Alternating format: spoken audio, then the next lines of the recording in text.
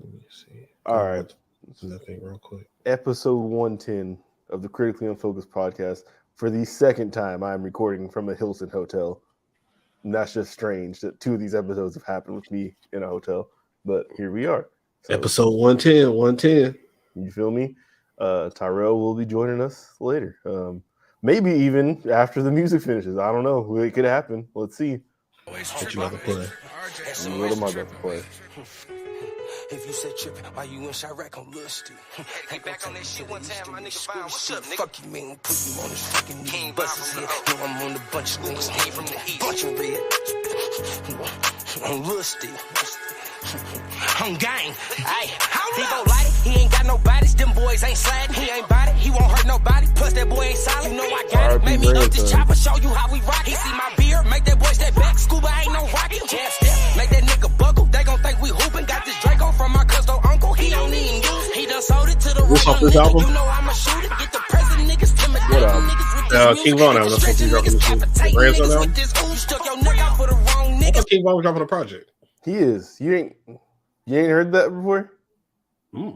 The King Von project? No, you ever heard that song? Mm-mm. How'd you know King Von was on it? He didn't even start rapping. He said King Von the Grandson. Isn't there supposed to be a King Von album dropping this week called The Grandson? Yeah, that's Preston by Sada Baby and King Von. That came out when Von was alive. Maybe I have heard this before. You would have had to heard it. Damn, I told you. I knew it. I speak shit into action. Nah, hey, you did, man. You was right. They don't know what we're talking about because they can't see it on the screen yet. Because he ain't on the screen yet. Nah, the room just got a lot darker. It just got a lot darker. Oh damn! Nigga started the whole record. That's crazy. You only made it in 50 seconds. 10:30 over here, folks. You good though? Sounds like a personal problem to me. It is. It absolutely is a personal problem. Wow. I will never say otherwise. Y'all look, because I was about to cuss you niggas out before we started the show, but I'll say that for afterwards. Oh. Hey guys.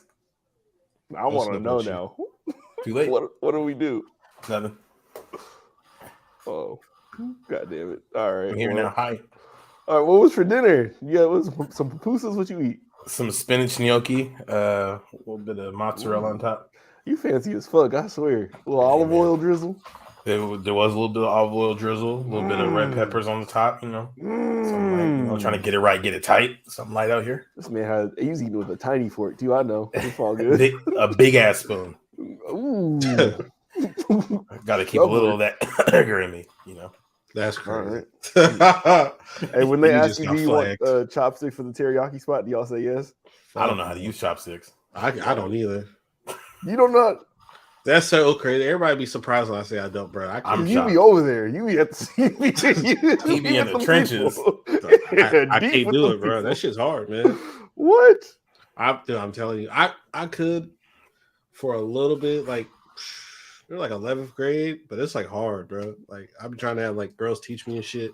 That should be hard. That'd be your play, like with the lady, like, hey, you want to come over and teach me how to use some chopsticks? That's I can't get it. Can you hold my hand?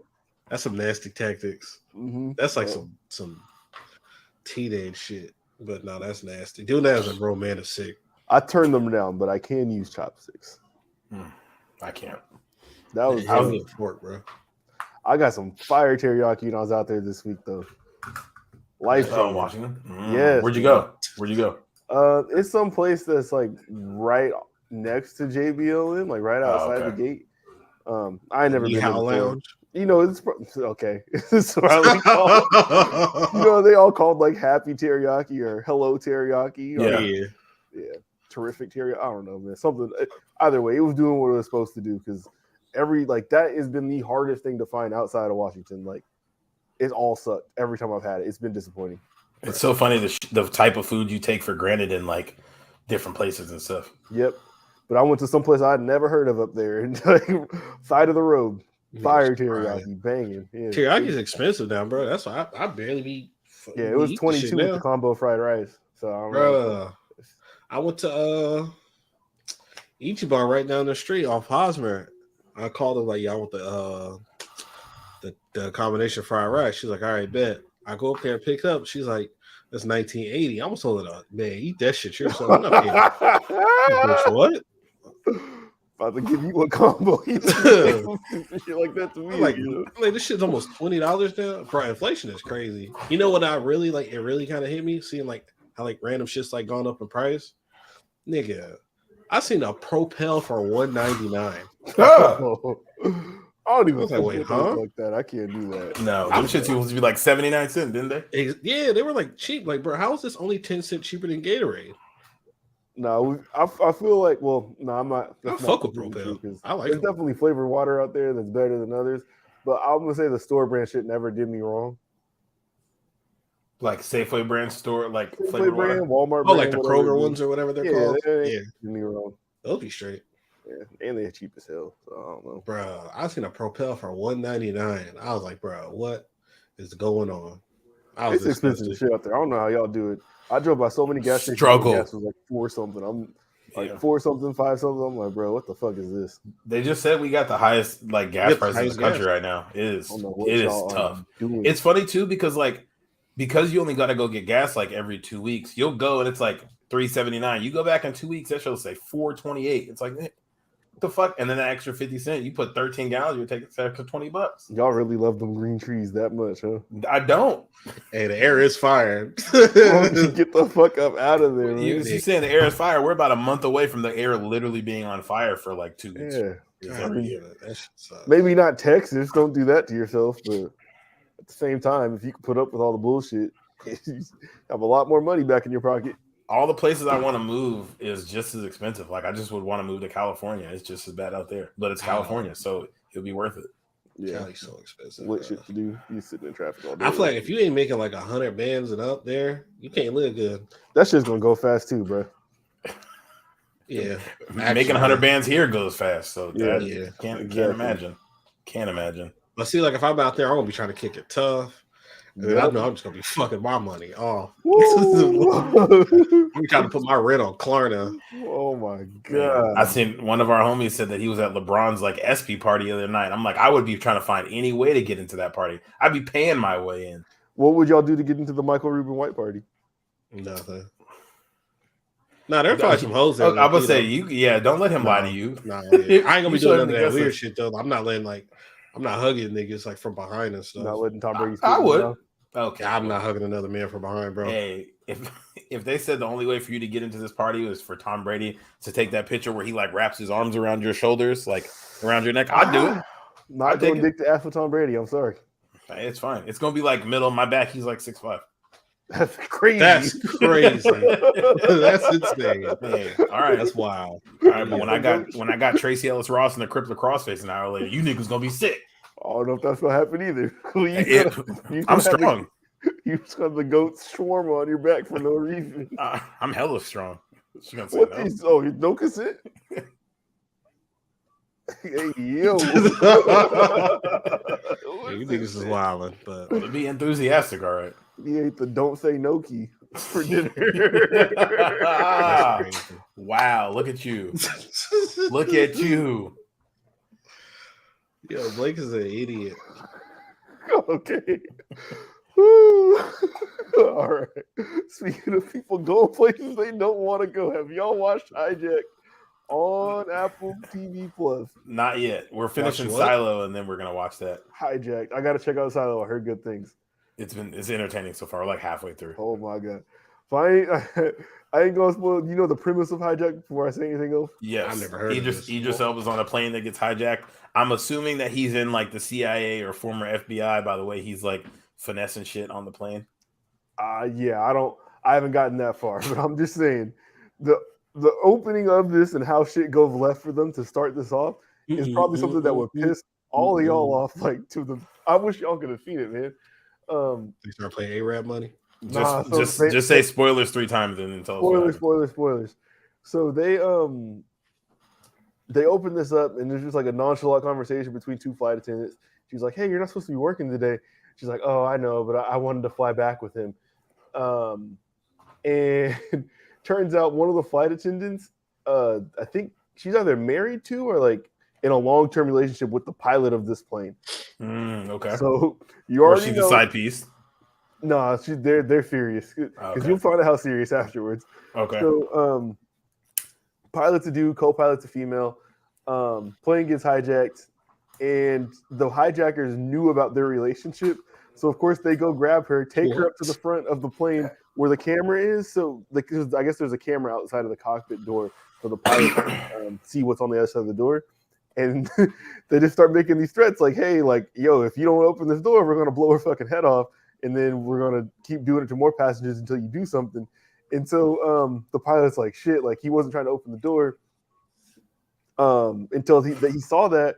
And the co-pilot's looking at him like, yo, you better not push the fucking button. Like, we're done if you hit the button.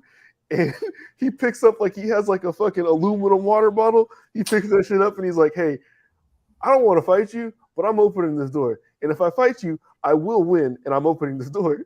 So of course he fights him, and he like Yeti's her fucking head in. Wait, he beat up the co-pilot? To open the door so his girl wouldn't get hurt. But screw the whole plane over. If you think about like what a hijacker's probably gonna do, they're not hijacking it for like fun. They're probably about to crash that bitch. Yeah, no, like everybody's gonna die anyway. Most likely.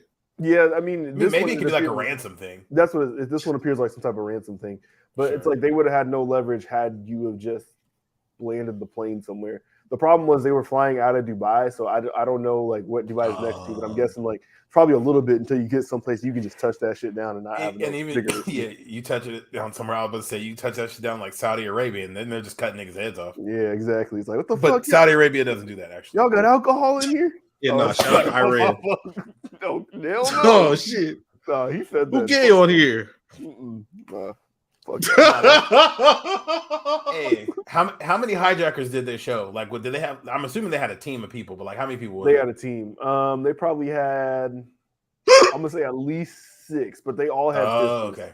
I was gonna say because I thought like because in certain shows, I think one of the 9/11 planes, it was like 3 people. Man, if it's 3 people, we can get some shit together. We can make it shake. Somebody's gonna get shot, but if it's 6, that's what I'm saying. But like, how do you make that click in someone's head? Like, the whole entire plane definitely could have stopped this. Like, there was 6 people, and they did all have guns. But at the same time, it's like y'all have however many 120 people or whatever.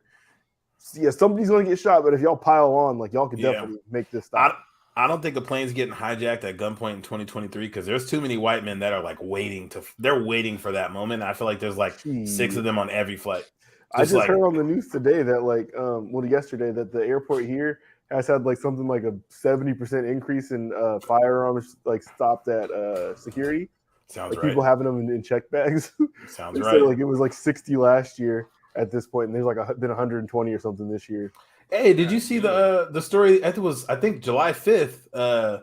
It was a plane I think coming from like Miami or New York going to Seattle, and they ended up having to land in Spokane because some dude was on the plane saying like he said he had a bomb in the overhead and that the cartel was waiting to kill him in Seattle. He said if you don't land this place, if you land this place anywhere, if you land it in Seattle, I'm blowing the plane up and everybody on it. Take me anywhere else, and everybody will live. So the pilot, like they have the full like audio recording. The pilot like talking to air traffic control, like, all right, we're gonna land in Spokane. It's an Alaska plane, so he's like, we've called Alaska. They've got like law enforcement ready, but we need like a remote place to land because we don't know what he's gonna do. So they landed in Spokane. Everything ended up being fine. I didn't see if they found a bomb or not, but he was basically like, I'm blowing this plane up if you take me to Seattle. They didn't look before they. What the fuck?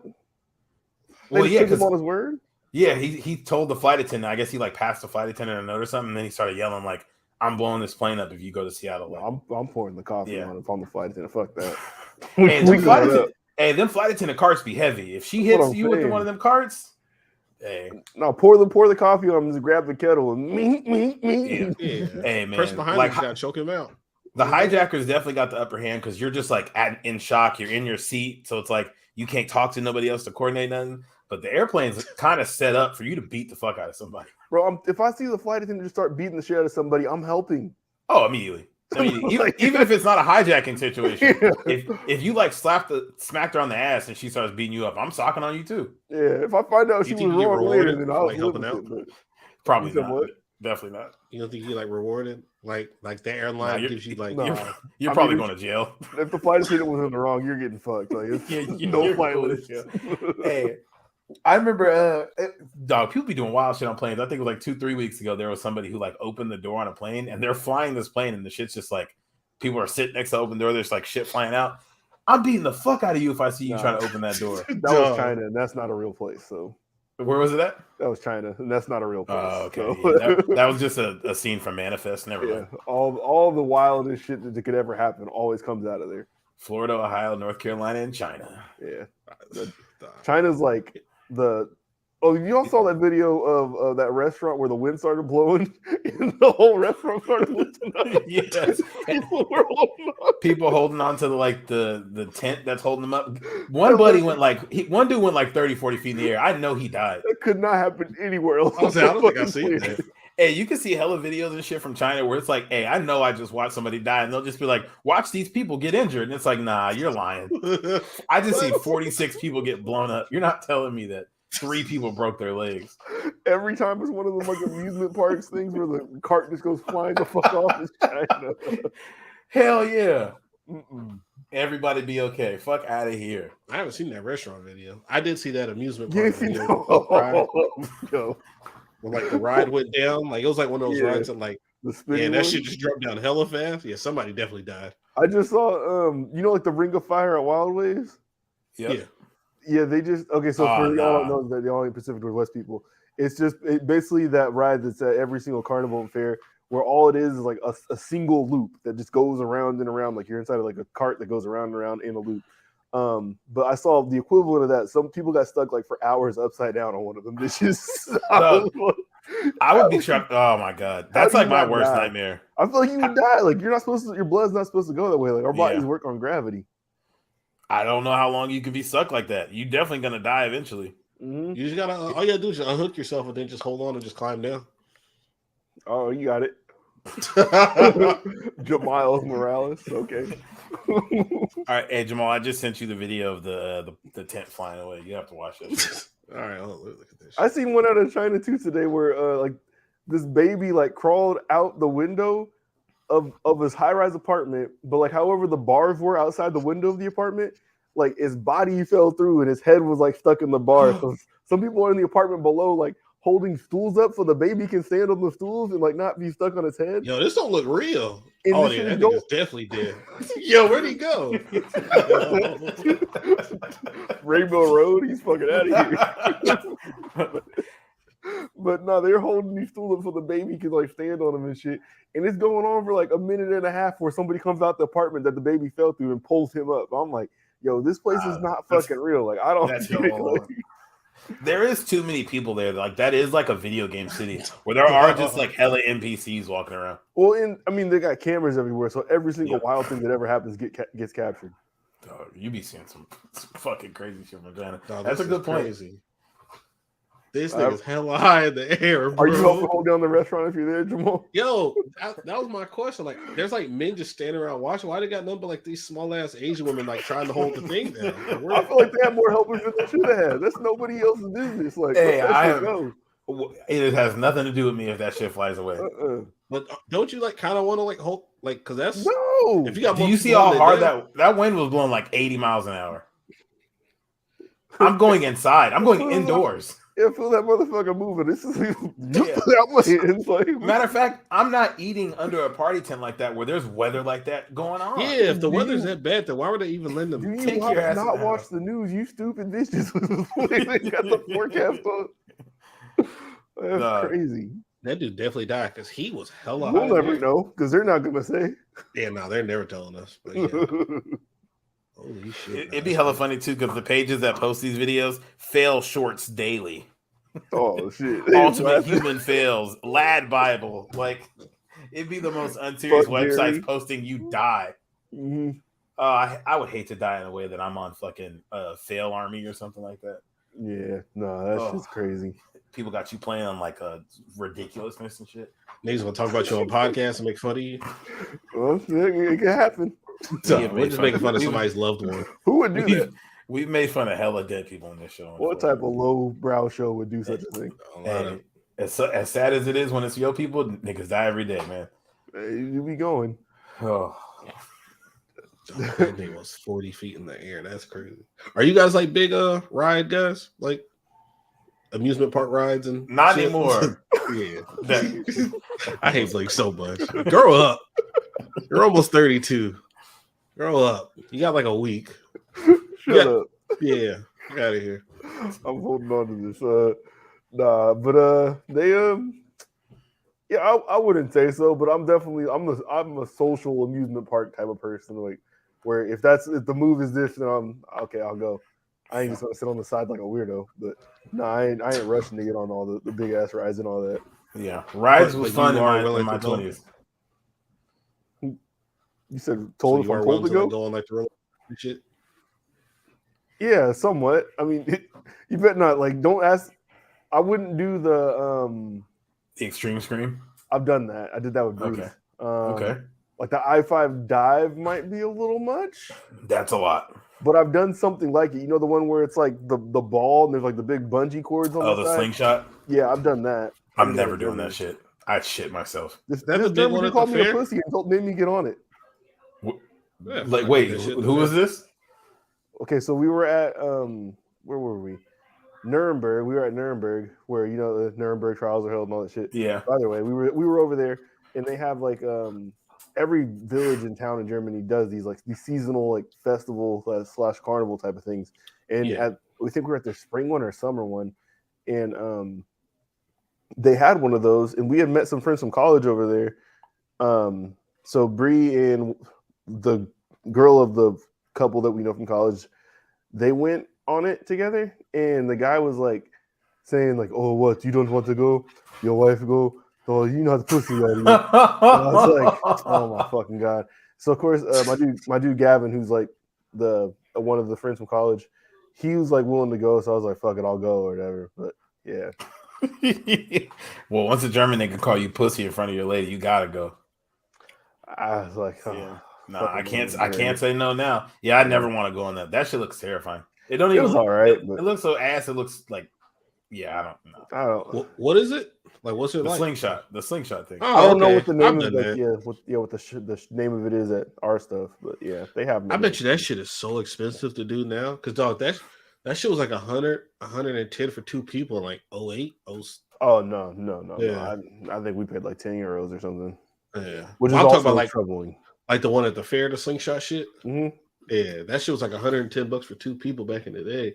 I can't imagine what that shit is now. Send you to outer space. No? Have y'all both done the extreme stream? Yes. Yeah, I ride all the rides. You different. Like if I'm like entertaining, I'm like with a woman, if she wants to do it, then I'll do it. I have like it's nothing. Like it ain't my first choice to do, but if she wants to do it, then I'll do it. How do you think things will go if you said you didn't want to go, she wanted to go? Probably not too much different, but I just have like I don't care.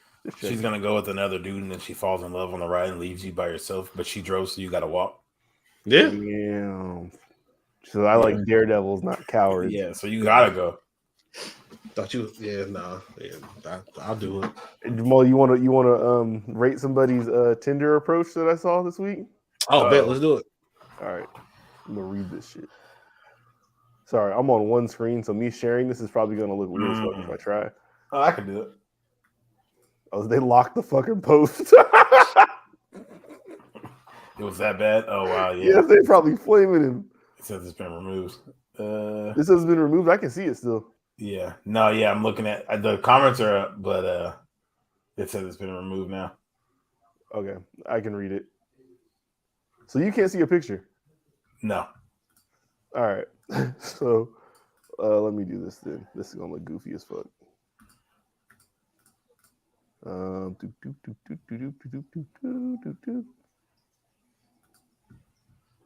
got special Reddit. Oh goodness gracious! This is a wall of text already. My goodness. God, yeah, dude, that's my messages, bro. Shoot in. All right, so this was posted on the subreddit for Tinder on Reddit.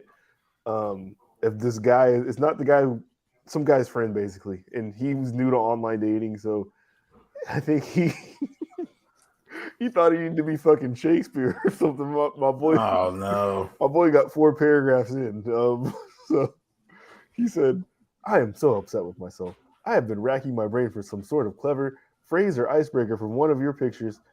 Probably some, in parentheses, probably something cheesy about that Christmas one. But every time I try, I just get lost in your eyes and smile. How dare, LOL. I'm just going to be honest and upfront. I'd love to get to know you. No pressure, obviously. on any of this, but I would love to make my mission to always keep a smile on your face. I'm about to head out to work, so I likely won't be able to respond until after 4:30. What? He says we can't have our phones in the office. Thumbs down emoji. But I would love to get to know you and learn about the woman behind those captivating eyes. Again, no pressure. I would 100% get it if you are feeling it. Either way, I hope you have an amazing start to your week. Hey, I feel him, but it's just kind of doing the most. Like that's definitely like kind of. Yeah, it's just like, bro, like that's hella letters and hella typing. Oh, like an introductory message. You were begging. Oh. Nah, like the opening line being like groveling is crazy. Oh my god. Like, you got 2 no pressures in there. Out of 10 though, I'm gonna get at a like 10 being a good like like 10 being good, like 10 like that's you hit a 3 in the finals, nigga, game 7, game winner. I'm gonna get that like a 3, bro. I'm surprised you didn't say lower. Yeah, that was a lot. Because it's like he's still shooting a shot. It's like, yo, you doing the most, and like he did put some time and effort into this, but like the no pressure, a couple times, and yeah, it's just kind of like it's coming off a little desperate. Well, obviously not even just like the no pressure shit is desperate. Like nigga sending a fucking letter off rip is a little desperate. You ever go multiple paragraphs on first approach? Yeah, I've heard of people like using like jokes for like icebreakers, like hitting up a chick, but dog, I think he was sincere through all of this though. Yeah, you can't be sincere. I don't see any jokes on here. Yeah, I don't know, man. Like I just say, hey, what's up? This basically said like, "Hey, do you want to get married?" Like, that's crazy. He said, "I want to make it my mission to keep a smile on your face." Mm-hmm. See, like if he said some shit like that, but like cut like half of that shit off, that could be a 6. Honestly, if he just sent the paragraph that's like I'm just going to be honest and upfront. I'd love to get to know you. Blah blah blah. Take out the no pressure part. That'd be a good enough opening line that the person. Yeah, that's fine. Like you can still just say hi, or it's like something along that lines. But I just can't imagine a woman actually responding to this. No. But like you said, that one paragraph by itself, probably fine. Yeah, the 5 around it. The rest of the chapter. Y'all remember when we had a friend who had like a pickup line like that with a girl? And she just said, "Thanks for the thought." That's what he's getting for sure. Oh, nigga. I forgot about that. Oh, yo, that's crazy. Yo, pull that up and read it right now. I know Tyrell has it too. I know he does. Would it surprise you that I haven't pulled up already? God damn it. This text with we'll leave the people unnamed. It goes, "Hi, how are you? I hope things have been going well for you. I'm just speaking to you. You should text me sometime. I would love to get to know you more because we barely talk." Sends their number. "Hit me anytime if you feel comfortable." This person responded, surprisingly, and said, "Thanks for the thought. Have a good day." That's insane. Nigga. Honestly, I prefer you not respond and say thanks for the thought. Have a good day. Oh, Lord. Don't do me. We should have had. Oh, well, we can't do it now. But we should have had the person who did that one rate this one. But if we do that now, then we're a person who did that one. We can't do that. Damn. Oh. Fumbled it. Damn it. Yeah, you know what's crazy? Like who he sent that to? Like she stayed at my apartments when I stayed at Madrona. I used to see her like every now and then. I should have tried to like fuck with her. You should have tried the same approach in person. It only costs $120. Oh yeah, she was selling pussy, huh? I forgot about that. That makes it worse. Mine though, like she looked good. But... This was before the days of Cash App, so he couldn't have just like sent the bag. Yeah, if you'd have put the Cash App at the bottom of it, then he probably would have got in there. He would have fucked. No man, shout out to her, man. I hope she's doing well. Anyway. Y'all. Okay. Which one? You pick one, Tyrell. Dog. Hey, I just remembered this. Remember when this happened to the same person? Shout out to him. Remember when same person. His bitch got taken by another bitch and she sent the Smack DVD talking to him crazy? Yo, he did get a gift tape sent to him. Dog, you remember that? Dog, she was talking to him like 2003 Styles P. That shit was crazy. I have those videos on my phone too. I know you do. I won't play those because those are fucking wild. Dog, those were insane. I just saw, goddamn, something similar just happened to C-Mac where like he didn't lose his sitch, but he left her and has been talking bad about her, and like she had some other dudes come over to the apartment where he used to stay at because it's her apartment, and they're like in the fridge drinking OE, like talking crazy in the camera. It got the same exact fucking energy. They're drinking his old English out the fridge. That's crazy. Too funny. Ooh, you talk shit to your girl and she sets up a black scene. That's absurd. Yep. Dude, like I tweeted on my timeline. I was like, bro, why is there a Critback sex tape on my timeline, bro? Oh, look fake. I'm going. Hey, that Lennon tape drops 2 days. I heard it already leaked. Oh yeah, I think it was today. Like the 13th or the 15th. I've been seeing people putting like pop champagne like gifts and shit on their timeline saying like, yo, this shit leaked. I'm like, yo, you think this is nasty? It might be, but I'm gonna be looking tomorrow. Shout out to the Grand Masons. We should do a live reaction. We should. Where we gonna upload it? That seems illegal. Oh yeah, I'm tripping. Yeah, you're right. Yeah, fuck that. Sitting on the pod watching like a 40-minute porn clip with your friends. I think we would never have another listener again. No one would ever. What the fuck? I would stop doing this show. That's easily the worst idea I've ever had. Yeah. I wonder if they, because the brand that she did it for, they typically open those scenes with like some little fake acting. It's like, oh wait, I'm just lost in the city and whatever, and and then they go into. I wonder if they did one of those. That's all. I just that's my favorite part sometimes, actually. The plot, nigga. It adds some spice. When they keep it on the phone before they switch to the professional camera, though, that should be lit. I'll be like, hey. All right, man. What's wrong with you? Like, for real. They be in their bag. Yeah. You guys are fucking. iPhone really can do it all. It's crazy. Oh, man. You guys are hella dumb. Hey, so how y'all feel about Travis Scott coming out of I Kill People retirement to have a show at the Pyramids? I'm actually ready for some new music from him. You don't got bad music. That didn't answer the question. I just thought it was a lot of twist. I don't think it's your last show was in a parking lot with a mosh pit where people died, and your next show was at the Pyramids. I think this is how the end of the world starts, honestly. Like, I feel like some mummies about to come up. We're like, the Sphinx is about to stand up, start trampling people, and that's about to cause like all these other monuments to get up. Hold on. Yeah. All right. I feel like if you were ever going to sacrifice some people at the pyramid. All right, man. I'm just saying, like. Hey, you don't even need to play the conspiracy sound. I feel like this is exactly what's about to happen. Yeah. Nah, yeah. I think it's nasty work. If it was somebody else, I'd be okay with it. I don't like that it's him. I feel like this was an episode of Moon Knight. 100%. The Earth, like the sky's about to start spinning back 2,000 years or something like that. Hold on, yeah. Didn't they do this shit in Moon Knight? They each had to bring someone with them to kill him in the temple. Oh yeah, they did. Yeah. Hey, Owl Pharaoh. I don't know, man. What's going on with that? No, I'm just saying. Look out for it. Shout out to whoever just bought my Travis Scott Slim shorts though on StockX. They've been up there for like 2 years. So I forgot about that. Yeah, finally sold them. Got to ship them when I get back. I seen they're dropping like a signature shoe with these, right? Isn't he getting like a new signature shoe? I have no idea. I think he's dropping a signature shoe. My daughter has a pair of Cactus Jack ones. Man, I mean, what color was? White.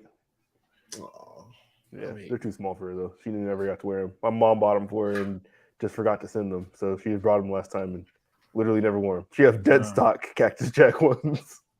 Do like people used to do in the 90s and like hang them from your car mirror so people know your kids. I've thought about it. Let them know. Yeah, he's getting a new shoe, and I seen like Michael Jordan in the trailer like the little footage and stuff. I'm like, that's crazy. Michael Jordan don't even like hanging out with niggas that he got into this trailer. I feel like it's a chance to get the Fortnite skin again. He might come back for that once this performance happens. That seems like the shit they put in the game. Oh, damn, it might come back. He might be right. Yeah. Your boy's gonna have to finally stop stunting on people. Like, hey, we got that shit too. Yeah, nah, shout Joshua. That shit's funny. But yeah, I wonder when we're gonna get a single. Probably like what? When is the album? The album's the 28th, right? Didn't know that. I have no idea. I think the album's supposed to be July 28th. So you would think we'd have got a song by now. You're tapped in. I didn't even know he had an album coming out. I knew he had music coming out. I didn't know the album was coming. But yeah, I think he's kind of at that point, though. I mean, obviously, like, it's not a normal situation for him just because, like, what he's coming off of. But he is kind of at the point, though, where maybe if he doesn't have a single, it doesn't really matter. Like, that's true. He is, like, one of the bigger artists. Like, he's going to do numbers. Yeah, and he's one of the bigger artists who don't have, like, a bad album. He's only ever done solid shit. So, I don't know. Damn, it's been a minute. What was it? Astro World was the last one, right? Astro was the last one. Yeah, Astro World was hard. Yeah, my favorite is still Birds in the Trap Sing Brian McKnight. That's my shit. That shit's fucking hard. Yeah, Astro was really good though. Yeah, shout out to Travis Scott. His shoes do be hard though, man. I wanted those yellow Cactus Jack Air Max ones. I wanted those so damn bad. I don't know if I know those. Oh yeah. They're just like I'll show you them later, but them shits was tough. Do y'all? Is there? Okay, this is a wild transition. That has nothing to do with what we're talking about right now. So I saw this clip earlier this week. I don't know if Dame just went on JJ Redick's podcast, but that's the clip in here. I don't even got to play this shit. But he's basically saying like he feels like he's capable of scoring 100 points in the NBA, and they named some other players who they feel like they're capable. They said like Luka, Steph, and I think Dame. I think those were the three they landed on. Luka, Steph, and Dame. Yeah, actually, I'll play it here. I could see here. I could pull it up. Now that it seems like it's lit me. I feel like I could see. Is there any other players I was saying like you think Booker for sure? Yeah, KD too. All the guys that have dropped like 70 before. They said it feels like it has to be a guard. Oh, it could get 100 at this point right now. Yeah, I think there's three guys. So again, assuming no blitzes, and the same, essentially like the same look, right? The same look every time, which is not going to happen. Which drop coverage or after switch ISO no double, right? A lot of stipulations. I think it's Dame. Yeah, that's hella shit. And I think it's Luka. Yeah, I think he has to be a guard. I could score 100. Who else do you think could? It's just because like they you know right like, now. If someone ever got that hot in a real game, they're going to counter. So that's what they're saying. Like, well, Donovan Mitchell had what 70 something 70 last year. Yeah. Booker's had 70. Yeah, Dame dropped 70 last year too, right? Yeah, Dame had 70. did have a game like that. Yeah, or he had like 66 or something like that, like 68. Yeah, so I feel like those guys, I couldn't really see Steph doing it. Like Steph, I feel like gonna be getting like 50-point games like that often. So I couldn't really see. Yeah, he'll go like nuclear for like a quarter or something. Yeah, he just cool off. I could kind of see Luka getting there, but he doesn't shoot the three enough that I feel like he ain't getting 100 off twos. He'll shoot the three, but not enough. So I think Booker, Mitchell, I think Clay could do it. Nah, no more. I think maybe like 6 years ago. Clay was sparking up last year. What y'all talking about? And not like 100 points sparking up. Yeah, I don't 100 points sparking up. You got to dribble a couple times. Yeah, that's hella points. Niggas are just going to let you catch and shoot one dribble, step sideways to 100 points off. If I'm guarding him. With who? If I'm guarding Clay. Oh, 200. Oh, fuck you. So Dame and Donovan Mitchell both had 71 points last year. Donovan Mitchell is impressive. This motherfucker had 11 assists in that game. Wow. He shot 50 shots. He went 22 for 34, so 65% from the field, and then 7 for 15 from three. Dame, when he did his, he went 22 for 38 from the field, 13 for 22 from three, shot 60% from three. So like Luka would have to go crazy because he don't shoot the three that much to be knocking out. Don't. But shit, when Devin Booker had his 70-point game, he only hit 4 threes. What? He went, 21 for 40 from the field. Hit 4 threes. Wow. And he had 26 free throw attempts, made 24 of them. Dame's like 14 points. God damn.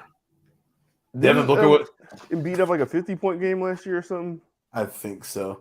Yeah. Devin Booker was a -6 plus minus in the game. He scored 70 points. Well, yeah, at the end, like the rookie sophomore challenge, they was just all standing around trying to feed him the ball.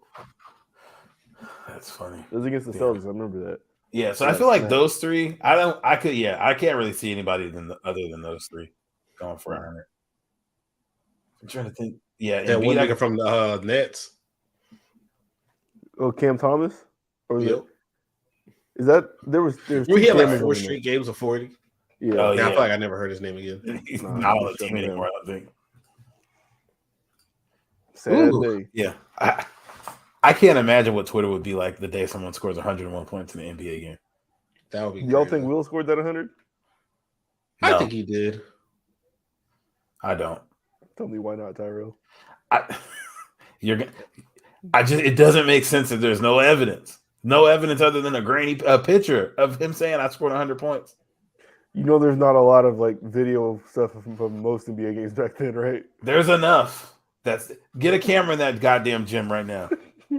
Let me see. Let me look at his box score from that game real quick. There's a lot of people that don't think that shit happened. Like it doesn't sound crazy to me. Because like when you hear about like how athletic he was and crazy and stuff, because he was like an all-state like triple jumper. And, I think he's a collegiate. I don't not, bro.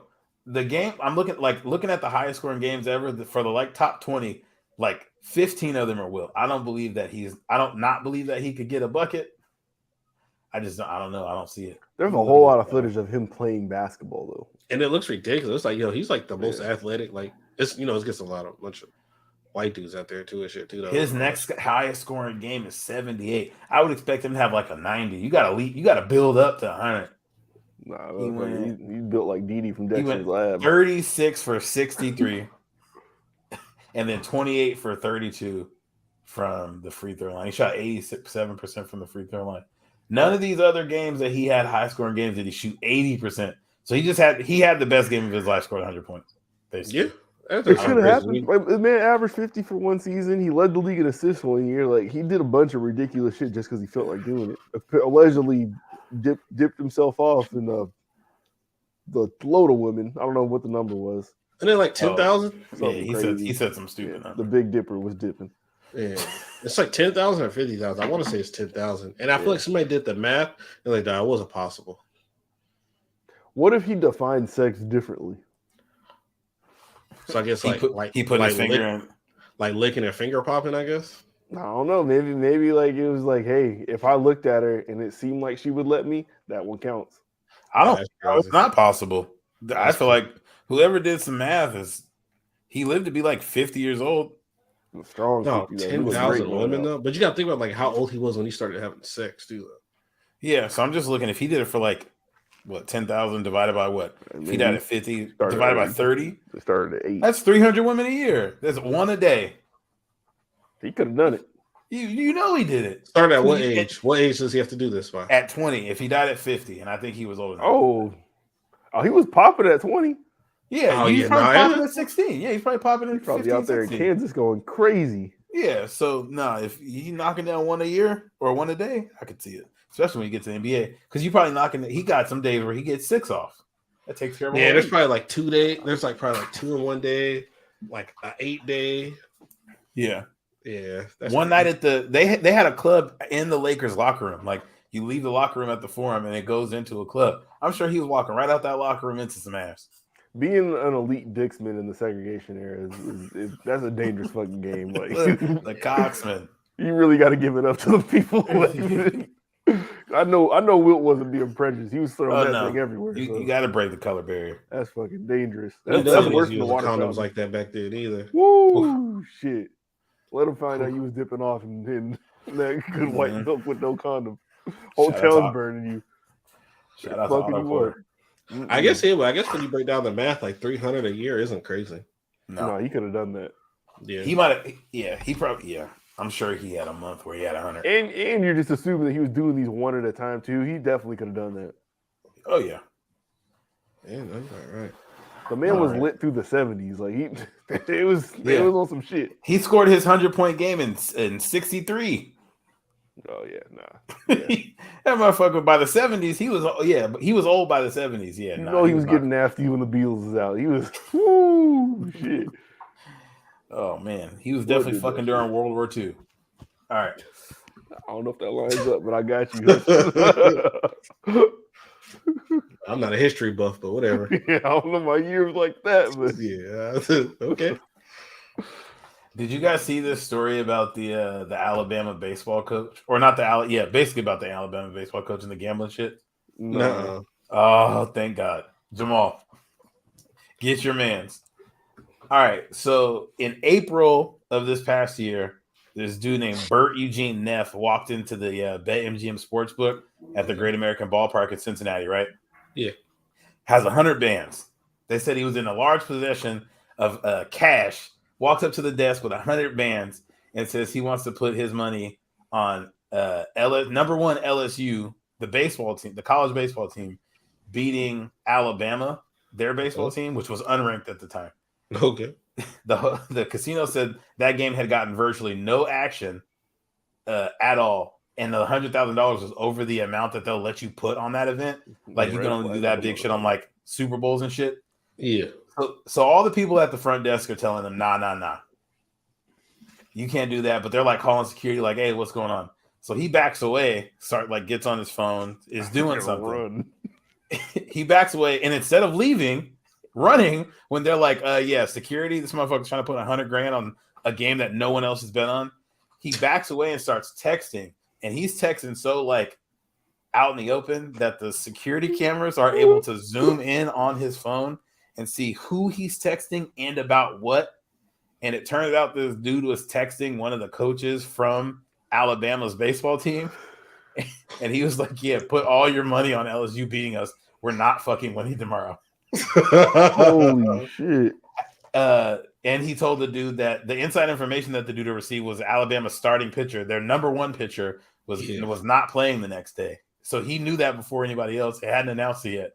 So he would put all his money on there with inside info and did it so out in the open that the casino zoomed in and was like, hey, this is who he's talking to. What? If he just went to the bathroom and did that, he'd been up. He'd been perfectly fine. He wasn't thinking. He had $100,000 on him. He don't think it straight. And Alabama immediately fired that coach. If you get some inside information like that, would you guys be willing to like just start selling everything and get as much money as you could to bet on it? Ooh. It depends on like what we're talking about. So if you got that same amount of information, no, this for like a college game that don't matter, no. Because that just the same reason like he got red flagged, that shit would be scary. Like damn, your bet is so irregular. We're gonna look at you and you're one hop away from me, and you know the inside information. Like, I'd probably get cooked. But if you're not texting wide out in the open, then you be straight. If I had inside info on like the Super Bowl, something where like it's not crazy for somebody to come and put $100,000 on the Super Bowl, like that makes sense. Whatever, they have a hunch, but this is like the big gambling day. I'm not telling you like, hey Jamal, I know that TCC plays fucking Pierce College tomorrow, and the starting point guard's not playing. Go put some money down. Like that's gonna sound and look crazy. And best case scenario, me and you come up like you're betting on the favorite, so it's like me and you come up $20,000, but I lost my job. I got fired. Not allowed to bet ever again. Spending, when neither of us can ever bet again, and I got fired, and I probably will never coach baseball again. Nah, fuck, I'm good. If I was like the assistant running backs coach for the Kansas City Chiefs, and I could tell you that like Pat Mahomes got a toe amputated the night before, different. I'll give you that info. We can make some shit happen, but I'm not doing it for Alabama baseball. Dog, I heard that story. I was like, I can't believe you could be this stupid. Gambling makes people so stupid. I never heard of it. What do y'all know what happened at Northwestern? They got both them coaches canned. They were up there being nasty. This is some nasty shit. Yeah, so the players were hazing. Let me see. Northwestern football. They said he's in the second year of like a 10-year deal or some shit. I guess he's been there for like 17 years too. I think he just re-upped then. They fired the baseball coach today too. I didn't know about that, but I did know this. The hazing shit. Yeah, I'm trying to find the story that has the details on it because these boys was nasty as fuck. I didn't even know that school was on that type of time. That's the the school that makes ESPN reporters and shit. Them in Syracuse. Yep. Yeah. Super smart school. Let me see if I can find the details. Detailing the allegations. God damn, you got to go to 4 different newspapers to see this shit. You guys ever get hazed? Yes. Okay. I'm joking. No, I didn't get fucking hazed. Oh, it was stuff like, just like dog put on my pooper and run down the hallway. Not that happened at our school, but. Oh yeah, they did. Oh, that's crazy. Yeah, exactly. Tyrell wasn't at Fosh yet, huh? No, but I've heard this story 100 times. Holy shit. Yo. Yeah. Dog, I would have murdered everybody, bro. Like, dog, you do that to me, like, nah, I'll murder you in front of you. Yeah, that's what I'm about to say. My hazing was like, the seniors would like fake jump you. You're not even really getting jumped. Yeah. They're like roughing you up. Never like no sexual assault like these motherfuckers were doing. So this said, they tried to stick the Costco dog in his ass. No, I remember they tried that shit with Jamal when we had Falcon nights. Not no hot dog shit, but I think someone was messing with you and you ended up putting water in their shoe. Oh yeah, it was Jacob. I wasn't gonna say no names, but yeah. It was Jacob. Yeah, but it was him, somebody else. They tried to do some bullshit to me, and then I remember the only reason why I didn't let that shit happen because somebody was telling me, "Hey man, I'm gonna let people fuck with you, man. Fuck that." So I was like, "All right, bet." They tried to do something to me. They did. They took something like we were eating something. They like took my shit. And nobody said nothing. They're just all giggling, and I knew who did it. So I'm like, bet. I put water in his fucking shoe. He was hella mad. We got hella fucking mad. Shout out to you. Don't let no nigga hoe you. So it says the Northwestern football team. The person that spoke out about this said his experience happened late November of 2022. So that would have been last college football season. Mind you, this team went 1-10 last season. So they have an absolute dog shit team. It says that much of the team's hazing centered around a practice dubbed running, which was used to punish team members, primarily freshmen, for mistakes on the field and in practice. Hold on, before you stop, I bet this is some like homoerotic shit. I bet. If a player was selected for running, the player who spoke to the Daily said they were restrained by a group of 8 to 10 upperclassmen dressed in various purge-like masks who would then begin dry humping the victim in a dark locker room. The Jalen Green? Oh no! Oh no! It's a shocking experience. This dude said it's a shocking experience as a freshman to see your fellow freshman teammates get ran, but then you see everybody standing in the locker room. The fuck? It's really abrasive and barbaric culture that's permeated throughout the program for years on end. It said the Daily obtained images of whiteboard labeled Runs Giving and Shrek's List, containing a list of names indicating players that the players said need to be ran. So the Shrek's List was like the group of dudes who did it. And like they had a fucking Excel spreadsheet, but on a whiteboard of players they needed to dry hump. Yuck. The players said the tradition was especially common during training camp and around Thanksgiving and Christmas, which he said the team called Runsgiving and Runsmas. It's done in the smoke and mirror of its team bonding, but no, this is sexual abuse. And good and goddamn well, these are athletes. These D1, Big Ten, like yeah. That sucks. It said that the players would they'd go up to you and like clap above your head to signal that you're somebody who like made a mistake and needed to get ran. And then the coach, they were like, Northwestern did an independent investigation, and they said that the coach like had nothing to do with it. He didn't know what was going on, even though he's been there for 17 years. But then another report came out, and it actually turned out that he would be the one going above people's head and clapping like, yeah, get him, get this person. So he was like directing the shit. Yuck. Yeah. Who starts a tradition like that? What the fuck? Dog, people are weird, bro. And then when he got fired, instead of like apologizing or anything, he was like, well, they didn't even tell me before they told y'all, so I don't know if that's legal. And they got fired in the newspaper first, and that's his first complaint. Oh no. Yeah, it's nasty as fuck. Hey, I'll start cooking some of these players too, man. Fuck that. I'm gonna fire the coach. These nasty motherfuckers in the mask want to hope people in dark rooms. Like, get them too. Yeah, no, you gotta if I find some shit like that going on, like, bro, you're getting kicked off the team. Mm-hmm. And if that player wants to press charges, bro, we're getting you out of here, bro. You're a fucking weirdo. You're a menace. Thinking about like Northwestern is one of them. Like, it's not an Ivy League, but it's just outside of that group of school. So like the dudes that are leaving Northwestern's football program and then like graduating after doing this freaky shit are going down to be like high-ranking members of like society and like working in businesses doctors, at high lawyers, levels. judges. But then when people are like, "Oh, women are getting raped at work and doing all this," like their bosses are doing all this creepy shit. People are like, "Oh, why would they do that?" But you see that these motherfuckers are graduating after fucking their teammates for fun. Like they're basically getting 18-year-olds that came in fresh and were like, "Oh yeah, I'm humping him before the year's over." You come in for summer ball and they're looking at your butt like, "Oh yeah, I'm getting him."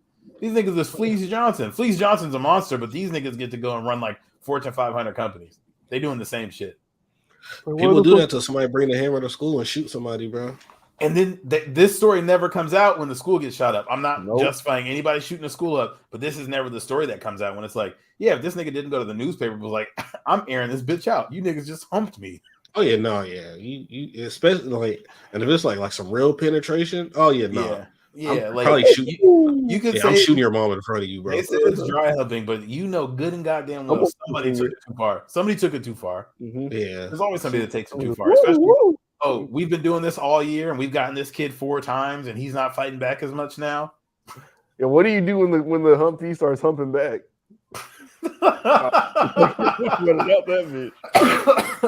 That's crazy. Man.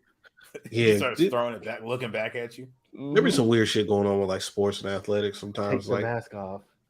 Like I don't know if it's like I just can't explain it. I guess I've just never had like the desire. I always thought that shit was kind of weird. There's definitely 2 sides of shit. Yeah, because it's like we were all on like a sports team together. Like we win some games, I'd be hyped. Yeah, dap you guys up, give you a hug. I never wanted to like throw on a fucking hockey mask and dry hump you guys. Our team being mostly black kind of led to some rules being in place. That too. Yeah, and if you try some weird shit like that, like there's gonna be a fight. We ain't in here doing no gay shit. We can fight. We can crack jokes, all that shit. We ain't doing no gay shit. But there would be a couple people who would kind of be doing the most. I was watching Raw Room when they had Jordan Matthews on there, and they were talking about just like shower culture as it pertains to sports and stuff. Because they were saying like Jordan Matthews was saying like up until when I got to college, I had never like showered with the team. Like we had never done that in high school or nothing like that. So you're brand new at college and like you don't know what the rules are. You don't know what you're supposed to do and how things are supposed to go. So he's like, I'm in there, I'm showering like with my compression shorts on and shit. But at the same time, it's like you got like white dudes just walking around, their shit just hanging out. I seen a dude belly flop on the floor in the shower. Like there's all types of shit like that. Like people that's nasty. Come from completely different fucking cultures when it as it pertains to sports, like you said. Like when our shit was that's why I used to hate going to the Y as a kid, bro. It'd be old ass white men just be walking around the locker room. That shit's weird. Yeah. Oh, it's funny too because I saw the clip of him on the show talking about that, and all the people on there were like, "Oh, you was leaving there with your ass all nasty." It's like I'll go home and shower for real though. But like, if this is just to get me through like my next class real quick or like through lunch, like that's fine. I'll go home and shower, but I don't need a shower at all, y'all. Yeah, I don't think we ever took showers other than they make you like rinse off before you got in the pool. But yeah, you got to rinse out once you get in and out of the pool. Yeah, you got to get the chlorine off you. I was gonna say that's one time I showered at school is when but like you still got your swim trunks on, and then you can get some water on your nuts, just lift your shorts up a little bit. But yeah, like dude, I was good. I thought that was like some regular school shit. Like once you get to high school, you got to take like showers, but nah, you just shower when you get home. I was glad to find out it wasn't. Yeah, that's really just like some TV shit, honestly. We was taking the bus home smelling like straight ass, though. I know. Those showers was trash anyways up there, though, because they weren't normal showers. You had to hit the button, and then it was like shoot out, and it would go, but then you got to hit it again to keep it going. It's just like, bro, I want to use this shit. And I'll get on the bus smelling like an asshole. I'm good. The whole bus smelled like asshole. It wasn't just. It's not just you, so it's all good. People just practice the whole entire week and wear those same pads to the game. Like everybody smelled like ass. Yeah, that'd be the worst part. Game shoulder pads. Motherfuckers was washing their like underarms and shit once a week. Ain't nothing smelled worse than camp though. Camp was fucking terrible. We don't got Yeah, no. Speaking of that football, was definitely only some TV shit. Yeah. Which one did y'all put the shit on here about the Hall of Fame criteria? I did just because I know it's about that time. I think they announced the class or whatever, and then they got Hall of Fame games next month. And it's always like Jamal's favorite running back, Fred Taylor. It's always one of those names of the conversation that's like always just on the outside. And I don't know, is like shit too strict? Like, what do y'all feel like makes the NFL Hall of Famer? Like, if you had to say. I think it is a little too strict. I think football's been going on for a long time, so I guess there are a lot of people who will be like forgotten that probably shouldn't be in the Hall of Fame. But I'm looking at the Pro Football does the like Hall of Fame monitor and shit. I'm looking at that, and there's like, I think we've lived through like a great era of football to see some of these names with like, they got like the average Hall of Fame QB has a ranking of 107. Somebody like Marshawn Lynch is like a 69. So like very far off of being in the Hall of Fame. But like anybody who watched all of Marshawn Lynch's career is like, that's what a Hall of Fame football player was. Like, or even, you could say like probably like, I don't know, 6 years he was on the Seahawks. Like he was an integral part of the NFL story. Like you couldn't take him out of it for them 6 years. So so somebody like Jamal Lewis, who has he has a 2,000-yard rushing season, right? Yeah, he's a 53. So he's like, there's no shot he's making it. Frank Gore's or Fred Taylor's right below him at 53. Like those are two guys I would say are like kind of not necessarily defining guys of our era, but like Sean Alexander right above them, MVP. Like that's like a defining running back. No, he's a 62. What? Like, he's just above them. LaShawn McCoy's at an 82 at like probability to get in. LaShawn McCoy's numbers like all time are a little better than I remember.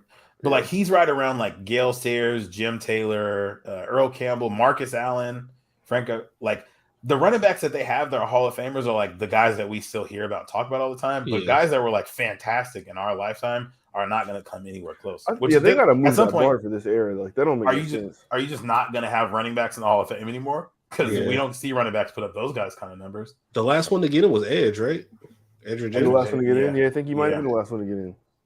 Yep, Edge was a problem though. I think he like led the league in rushing his first 2-3 seasons. Yeah, so I think it's a little too strict just because like there's just like in anything, like people are getting better. There's so many fantastic football players we've seen in our lives that are not gonna get close. That should be like first ballot. Like we'd be arguing about dudes like Isaac Bruce still. I think he got in and Torrey Holt did. One of the two of them isn't in, but it's like the two of them. You can't say that they weren't like defining players. Both of them should be in. There should be no questions about it. But it's like is Reggie Wayne in?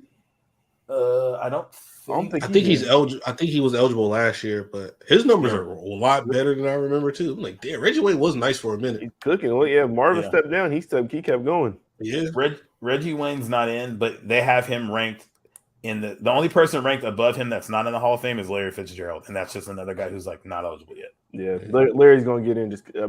Beyond the numbers, like everybody loves him as far as like the big NFL goes too. Like like I worry about LaShawn McCoy because like a little someone on his name, like Steve Smith, is he a Hall of Famer?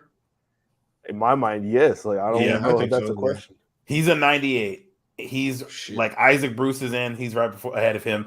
Antonio Brown, Torrey Holt, Julio Jones, and Reggie Wayne are all right ahead of Steve Smith, and those guys aren't in yet.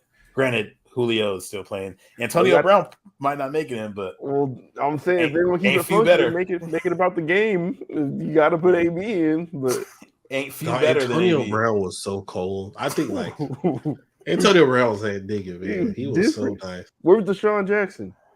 Oh, Jesus Christ. Let me see. Well, because it's not. See, that's what I'm saying. Like, it ain't going to summarize how impactful he was because he wasn't just like, wasn't just the pass catching. Like, it was the return stuff too. Like, he was a fucking factor. You guys think Devin Hester is a Hall of Famer? Yes, absolutely. Yeah, I think you can't tell the story of the NFL without him. I think he gets in. I think he gets in next year. I just don't think he's first ballot. Yeah.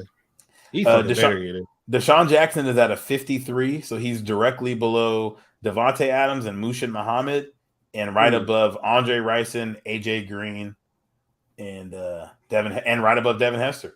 Shout out Mushin Muhammad. Which, like, having Devin Hester below Deshaun Jackson in a conversation about football Hall of Fame is absurd. Bro, easily the best returner ever. It was like him, and then like the second best returner around that time was like Josh Cribbs. Josh Cribbs was cold. Yeah, Josh Cribbs was a fucking problem. Yeah, Josh Cribbs was nice. And he was like tall too, I think. Okay. I don't know if I'm taking this serious anymore. They have Cordero Patterson having higher odds of getting into the Hall of Fame than Mike Evans. Huh? Okay. What? What's going on here? What is that the same Mike Evans? This is Pro Football Reference. It's a different Mike Evans, right? No. He has a ring. I don't know. The one that be taking nothing but cheap shots on Marshawn Lattimore. He's a hoe. I seen a nigga bragging about how tough Mike Evans was on Twitter today, and he's like, he be having him scared. I'm like, bro, he only be taking cheap shots. Like, he never squared up and like hit him. Yeah, he don't square up because he be in the end zone dunking all over that nigga. All right. He be locking him up. He be having. That's the one game a year we'll get up for sure. That's true. No, he don't be doing nothing. You be forgetting that nigga's out there. Like, what's my man's name? The other receiver, Godwin. Godwin has 17 catches in it because Mike Evans was an absolute Alcatraz. Hey, did y'all know? Just to leave the Jordan Matthews thing. Did y'all know he plays tight end now? I didn't know he was still active in the league. He's on the Niners. Oh wow! You know what? Jordan Matthews that used to play. I feel like I did receiver, know right? that. Yeah, he plays tight end now for the Niners. Oh shit! I think he's been there like a couple years too. Is he from Vanderbilt? Yeah. Yep. Okay. He's been on Philly, right? Yep. Damn, nigga, you know his whole life. All right. He's up there, Jeremy Maclin. What's your problem? They had King Dunlap on today, and like the thumbnail of it, he's like a full like half a body length above everybody else on the show. He's hella tall. Yeah, I remember they used to always talk about his wingspan. It's like ridiculous. It's like huge. So he's still in the league? I don't know. Damn, I feel old. I remember when he got drafted out of Florida. He fucking sucked for us. I'm pretty sure he's out the league. I feel like he was in Cincinnati forever. Because I remember he had some speed. Like he was fast for his size when he came out. I think he's like 6'9" with like an 8'2" wingspan. Dude, yeah, I seen this. I saw on Twitter the other day, like players from like early 2000s still left. Like LeBron's the only player in his class left. CP3's the only person from 05 left. I'm like, damn, bro, I'm really starting to feel old. Like athletes from like our teenage years and like childhood, like they're really like about to be up out of here. Nah, like KD's like a vet.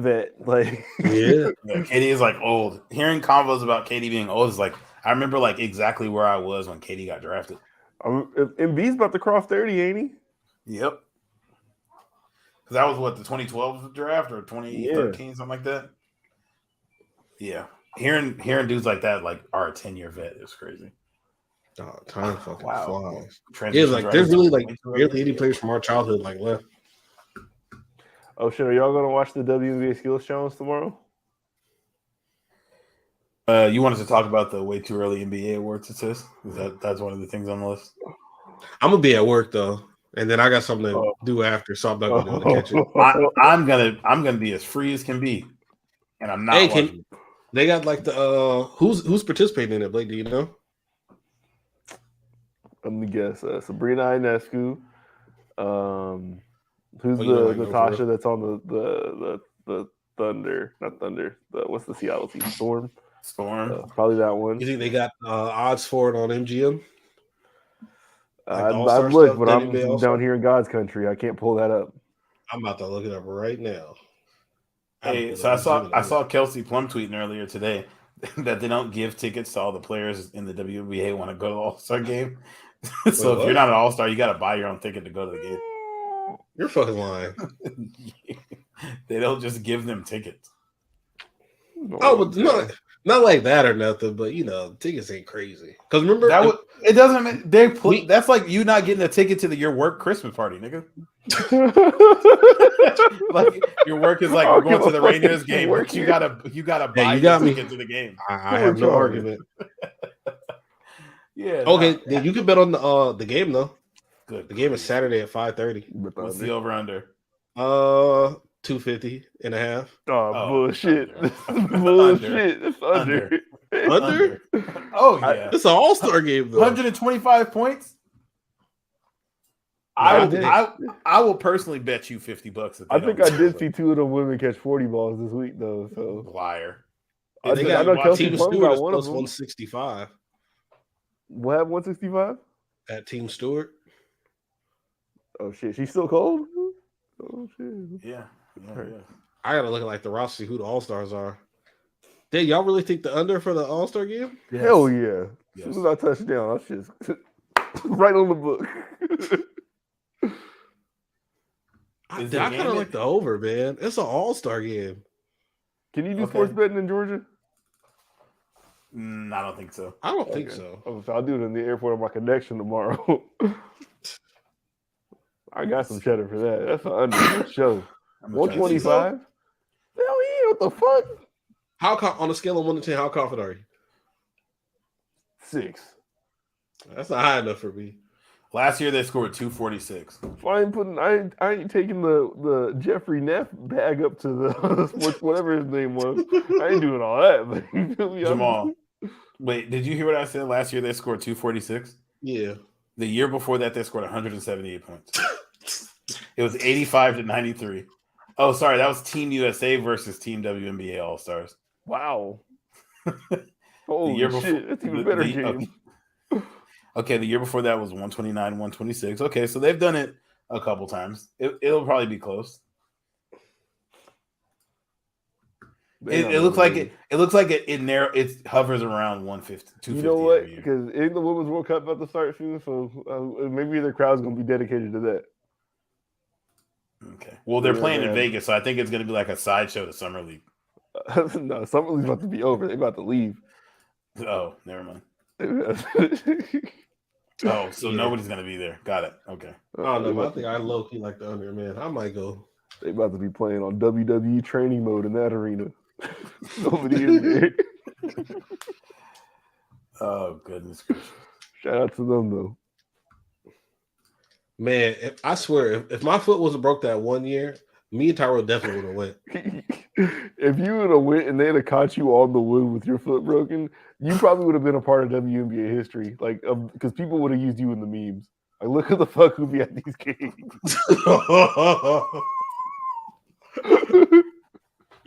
That's a great point. Nah, but they probably would have like seen me in the crowd, like, yo, look how this dedicated fan. Wait, but no, who would have seen you in the crowd? Because nobody's watching that shit. No.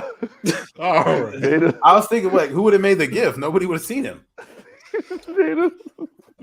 Nah. Dog, and remember, like, those seats, bro, they were like floor seats.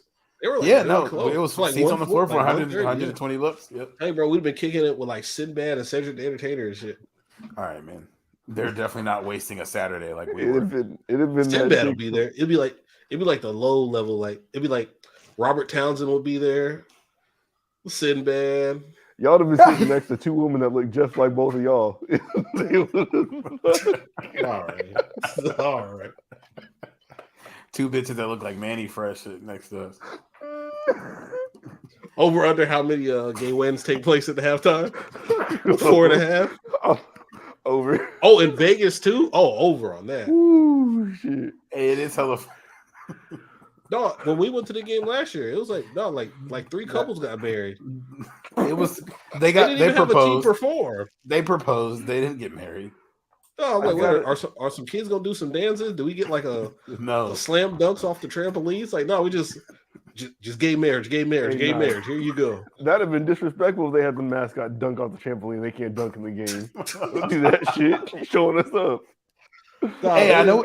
Wait, I know we talked about it in the group chat about joining that 8.5 or 8.5 foot basketball league. But if the WNBA went to 8.5 feet, that might be fire.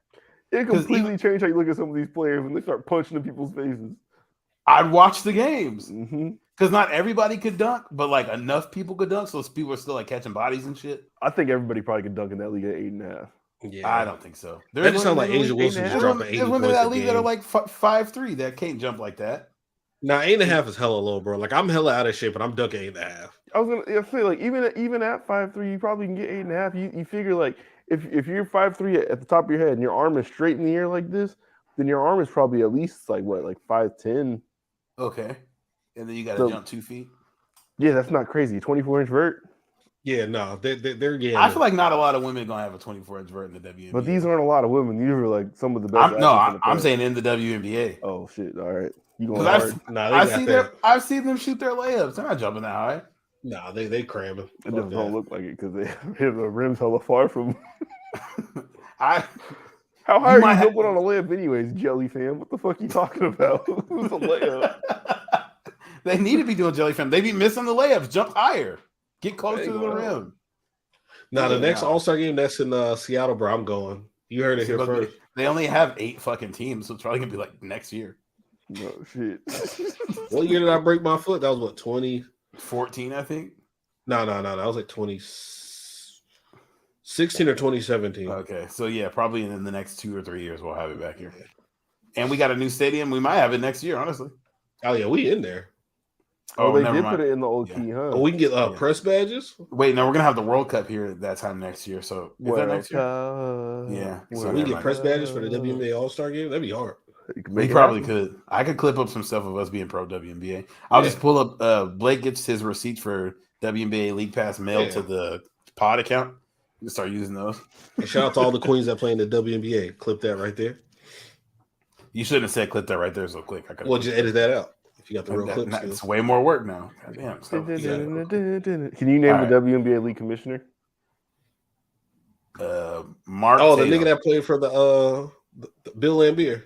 Well, I have no idea. I don't fucking know. Is it? I know he used to be a coach.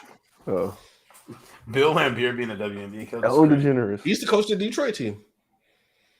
The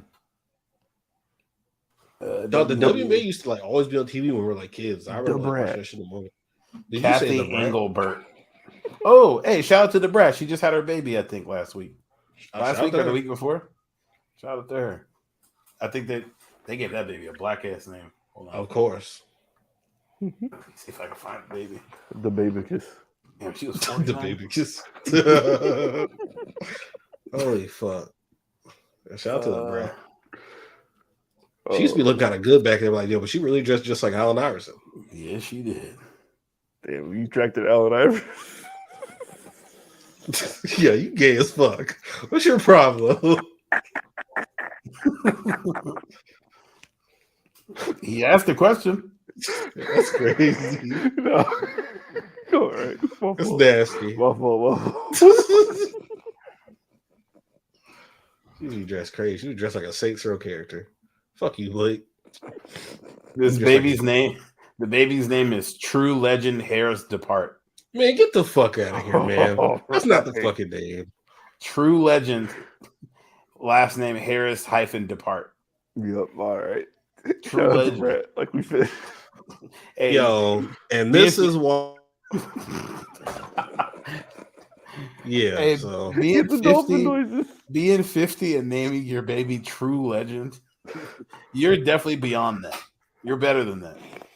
It's a flex, though. It's a flex. Come on, man. You a hip hop legend, man. You What's are better the than flex? that. Right? Is she? Hell yeah.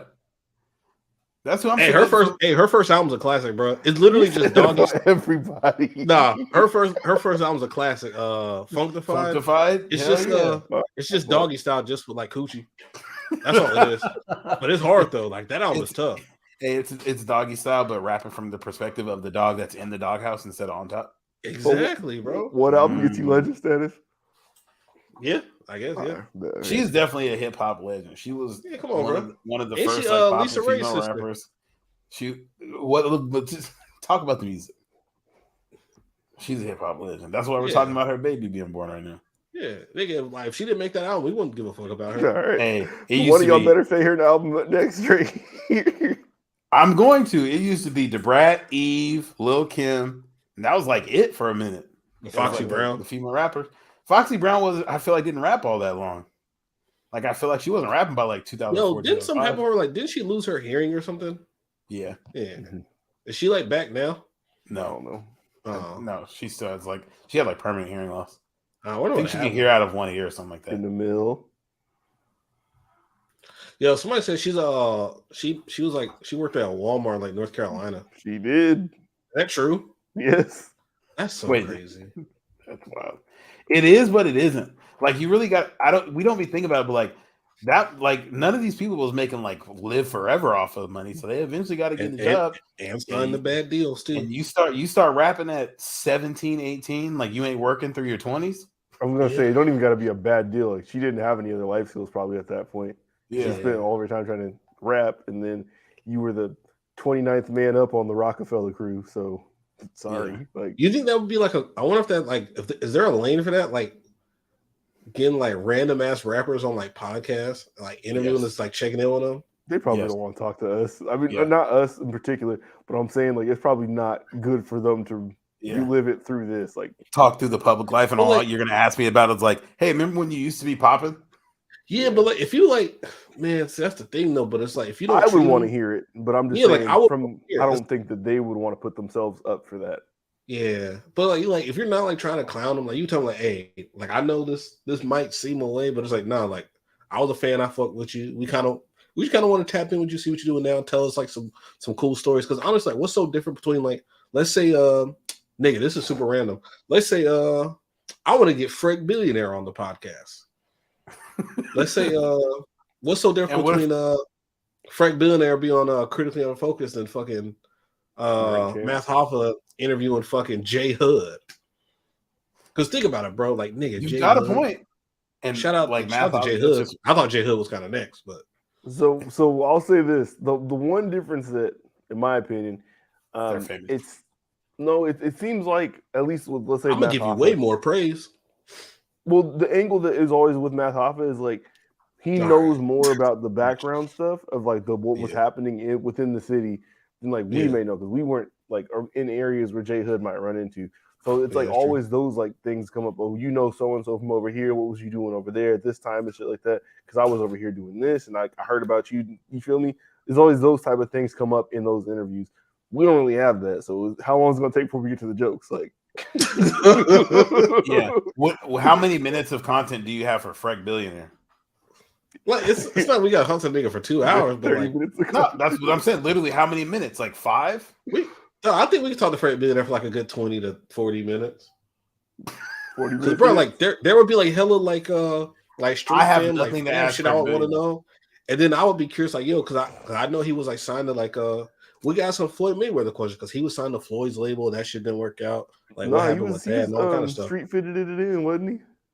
Yeah, but like before that, he was like Floyd Mayweather had a label. And okay. Yeah, so like we could talk. Why was y'all running down on Papoose and made him shoot himself? Interview's over. I'm out of here. I do think like after watching Loon on Queen Flip's podcast, I think guys of that tier, like especially when they don't go work at Walmart like Emil did, they probably are doing things that they probably don't want themselves on cameras. Yeah, too, because that's what Loon is saying. Like why he was apprehensive about getting into rap. It's like he was doing so much stuff in the streets. Like I didn't really want to be a celebrity, but I would write for people. And eventually, like, he came to like a fork in the road, and he had to pick one or the other. Bro, Loon was so fucking nice, man. Yeah, if Loon never gets caught up in the street shit, and like, if he never signs to, that's the thing though, because like he signed with Bad Boy, and when you sign to Diddy, you know you about to get fucked over. But if Loon has like a better situation, Loon could went down as the second best rapper ever from Harlem. You listen to the interview, he did it to himself, and he admits it. He goes by a mirror now. Whose podcast was he on? He was on Queen Flip? Flip the Script. Yeah, okay. It was a good interview. Really good interview. Yeah. Dog, Loon was so fucking nice. And the rabbit holes that just like a random like phrase can take you on are so crazy. I'm reading about like Foxy Brown. I'm reading her Wikipedia right now. She's lived a hell of a life, dog.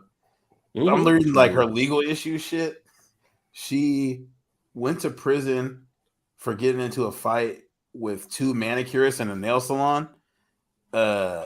When she was in jail for fighting them, she got 76 days in solitary confinement for a physical altercation with somebody else in prison. The day after the incident, she was verbally abusive towards the correction officers. Blah, blah. She gets released. Then a couple years later, she gets arrested. You trying to fix out Foxy Brown in jail? Because she violated a protection order because her neighbor put a restraining on her because she threw her BlackBerry at him. And she violated her restraining order by mooning him and showing her ass. Like, just such random shit for this woman to be doing.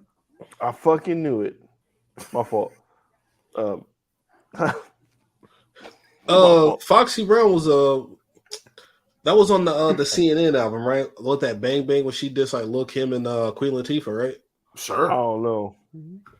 Yeah, I think she dissed Queen Latifah. So hold on. I've been like catching like NFL Live like for the last like 2 weeks, like little snippets. Oh man, I'm sick about it. And I've been seeing like Mina Kimes on the screen and the angle of the camera. Motherfucker, hold on. Damn, Jamal. Oh my bad. I've been like seeing like like some little shadow right there. Normally ain't nothing down there or whatever. She like kind of whatever. But yeah, it said she announced that she was pregnant. I was like, I fucking knew it because I'd been noticing. I've never felt emotional about somebody having that happen to him. We were at work yesterday. I'm scrolling Twitter. I was like, God damn it. It was like a visceral reaction that I got so upset. Yeah, I really do like her work. Like I think she's really good at her job. She's like kids just one of like the. I listen to her podcast every week, like when it drops. Yeah, one of my favorite sports podcasts. She was like her and Bomani work really good together. Mm-hmm. Not Bomani too, but the other nigga that used Dominic to play Foxworth. Dominic Foxworth. There we go. Yeah, they do. They do some really good work together. Yeah, she's not like attractive though, but I slide her just because like how good she is like at her job and like the football analysis she gives. I gotta commend it. Let me break you off a little something. Yeah, like no, yeah, good job. Like real hip hop. Let me break you off. Real. She look like the vampire from the cereal box nigga. You know what I'm talking about? Count Chocula? Yeah, Count Chocula. She don't? No, she does.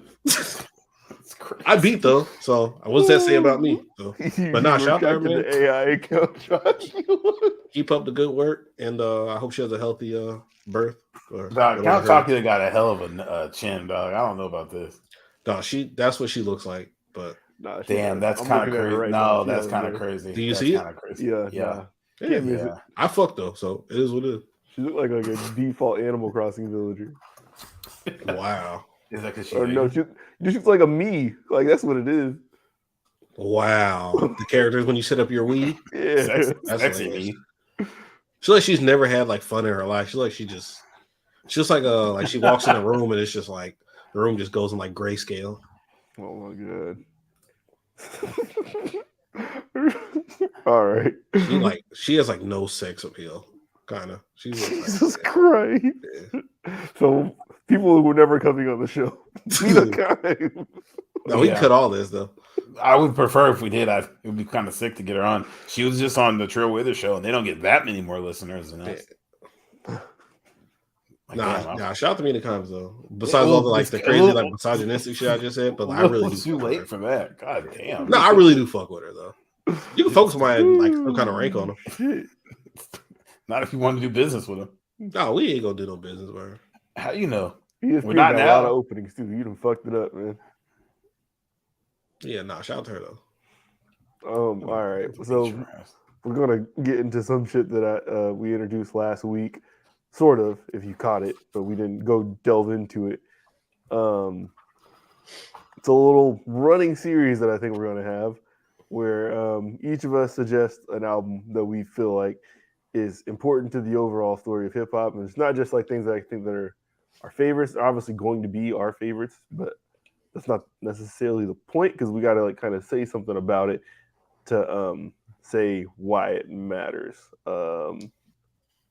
Yeah. So it's all start. Okay. All right. So the first one for this series, and yeah, we'll have a playlist too, like an Apple Music of all these albums. So it'll just grow over time. So that'd be really cool. Let me see if I can guess yours. Okay. What year did the album come out? Hold on. I'm gonna guess 2004 before I look at this. If it's 2001, holy shit, 2001. Oh, 2001? Yeah. Okay. I was if you said 2004, then I was gonna say College Dropout. Is that 04? I feel like I was in 8th grade when that around there. Yeah. 2001. You know hit? Nah. Was Blueprint 2001? It was September 11, 2001. Yeah. Was it Blueprint? No. Oh. All right, I have no idea. I'll probably be the one that puts Blueprint on here, but yeah. It's Word of Mouth by Ludacris. Ooh, oh wow. I like that. That's a good one. You mix it up. I was sure thought you was gonna go Jay-Z on us. Nah, I'll probably 01? Yeah, that's what I'm saying. I'll probably have plenty of Jay-Z's on here, but I think this might have been my first like favorite rap album that I had. I had the edited version of this, but I think this didn't kick off like the South taking over, but it was definitely like a part of its swing up to like its strongest point. Mm-hmm. Yeah, I don't know. It's just tremendous from the beats to the singles. Hold on, let me go to the singles real quick. You got Rollout on here. Saturday's on here. Area Code's on here. Move Bitches on here. Like this shit is loaded. And then those are just the singles. Everything else on here is bangers too. Like, Go to Sleep. Yeah. Hold on. Cry Babies. I think there's a Nate Dogg song. Oh no, that is the one. Yep. Keep it on the hush. Don't say nothing. Ain't gonna be no talking. Yeah, I can't believe that was 01, but yeah, that makes sense. Cold outside, block lockdown. Welcome to Atlanta. Yeah. Like that was good. Ludacris came on the scene fucking huge. Yeah. Ludacris has one bad album, bro. I don't care. I know for sure there is one that's bad, but yeah, I don't know. It's the Battle of the Sexes one. I know, but I didn't know if there was there more than that. No, we did do this. Yeah, this is literally the only bad one. Yep. Yeah, that's the only bad one. So Word of Mouth is album number 3, though. Mm-hmm. So a lot of people, don't know. Because Back for the First Time is the second one, and then there's one before that one. Incognito. Yeah, there we go. Yeah. So I don't know. That I thought this shit was crazy. It had Kanye West production on here too. Like at the time when Kanye was like really trying to still kind of break into rap a little bit. But so yeah, it's crazy, man. All right. Nice. I felt with that. That was a good one. I like that it was a good one. That's like a undeniable classic, but people don't talk about enough for sure. Mm-hmm. All right, Jamal, you want to go next? All right, bet. Mine's from 2014. Ooh. Which region? West Coast. Is that Kendrick? Yeah. Good Kid, Mad City? Yeah. I feel like that Good Kid, Mad City. I feel like that's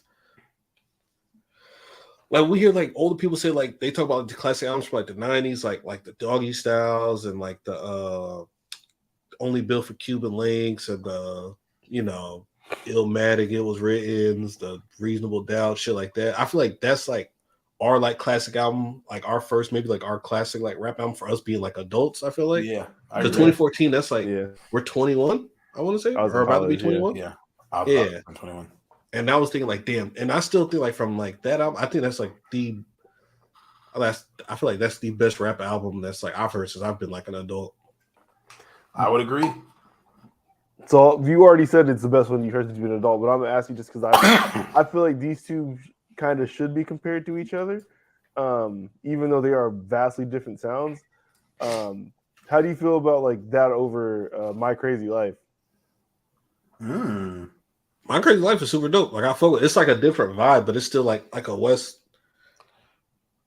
You know what you're getting. It's like YG and it's Kendrick, but I fuck with both. Like I think My Crazy Life's a classic too. I feel like those were two like West Coast albums that moved past the West Coast too. Yeah. Yeah, for sure. Yeah. I feel like they're both perfect at what they do. Yep. So maybe you'll see that one on here later. You'll definitely get it from me if nobody else. Mm-hmm. Hey, I'm about to fuck y'all up with mine. Hold on, what year? Tell us the year first. It's 2007. 2007. You're never guessing it. E40. 2007. Close. Same region. Ooh, what region did you say, Blake? 2007. It's the Bay Area. If it's the Jacker. Nope. Fuck no. Mac Dre, Al Boo Boo. Nah, it's 2007. The Pack. No, it's not. Yeah, it's not My Ghetto Report Card, right? No, it's Bass Boys by the Pack. Oh wow. Oh, this playlist is lit. Hear me out. So this has Vans, I'm Shining, In My Car. I'm in my car. So, but I'm thinking about like, okay, so like this was coming out of the era of like, or people I feel like had gotten into the era of like Kanye and shit by this time of like kind of wearing like tighter fitting clothes, but weren't fully into the skateboard type shit. Mm-hmm. I feel like 2007 was when you really saw like black people start to like super skateboard, super heavy. And then skateboarding started to get like real big into it got mainstream rap all over the country. Like, nigga, when that song Vans came out, niggas didn't stop wearing Air Forces, but everybody got a pair of Vans. Bro, I bought Vans. Everybody in the country, like I'd never seen a black kid in Vans before 2007. And you could watch a YouTube video from somebody in fucking Macon, Georgia, and they're doing something in Vans 10 years later. When Vans was not big in the black community before them, and I just feel like they did such a big part of like bringing skateboarding, which is still now super big in hip hop and like streetwear culture and shit like that into it. And that does not get talked. That album like never gets mentioned unless you're talking about Vans in general. But I'm putting them on there. You know, some of the most powerful influence I ever seen as far as fashion goes in hip hop, it's done with the Vans. It's who did Party Like a Rock Star, because they kicked off all that Ed Hardy shit. Shot Boys. Yeah. Yep. The wallet chains and shit. Yeah, Young Dro when he got them plaid shorts on everybody. Fuck, I personally stole that. And the crazy thing is, niggas would have all of the outfits you just mentioned. You'd have the Vans with the Bermuda plaid shorts and a wallet chain. You'd have all three of them niggas on, because this was all the same time. We was ready to be told what to wear, bro. That's white fact. tee, obviously. That was one. That's a movement. Yep. Tall tees came and all that shit. You put the white tall tee on top of the Bermuda shorts. Yeah, I can find you every type of summer barbecue I went with my family from like 2005 to 2008. That's the fit. St. Lunatic Air Forces. I never heard of those shoes before that. No, I don't. I would love to know what the price of Air Forces were. I remember legitimately thinking that they didn't exist before then, and then you see like the 1986 on the little metal thing on them. Mm-hmm. But I would love to know the cost of Air Forces before that song came out, because they were like they're still like $80. You can probably look them up at old Eastbay catalogs online. Yeah, I bet you them shits was $30. Shits is in the back. You're probably like 50. I'm guessing 50 would be my guess. And I feel like, but they've been like 70 our whole life, so they're probably less than like 100. Our forces, like low top forces, like 100 now, right? Now because the fucking Becky keeps buying all of them. Yeah, beating them the fuck up on the sidewalk outside the mall.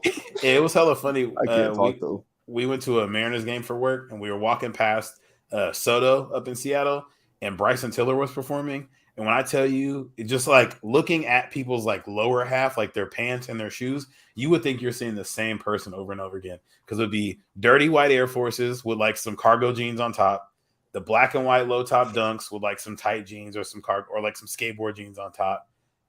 And then like that, a couple pair of fours here and there, some threes here and there, but every other person with white Air Forces or those Panda dunks. It's incredible the chokehold they have back on the world now. Damn. Panda dunks is really, that's a virus. Niggas be talking about when are they restocking? It's black and white low top dunks. When are they restocking? I hate what they did to dunks, bro. That shit pissed me off. It's crazy. It's crazy. I never saw this happening with shoes, bro. I'll never forgive them for this. Big. It's crazy. I'll never forgive them for this. I never thought dunks would like niggas would have to do like drawings for dunks. Man, for not even for like crazy SB collabs or nothing like that. We're talking about, like you said, the white and black ones. Like what? Can't get them. Yeah. Yeah, it used to be like the Tiffany dunks or something like crazy off the wall like that. You'd have to like work hard to get. Anything other than that, you could walk in. That was the shoe, an Air Max, where you can just walk into the store and grab one.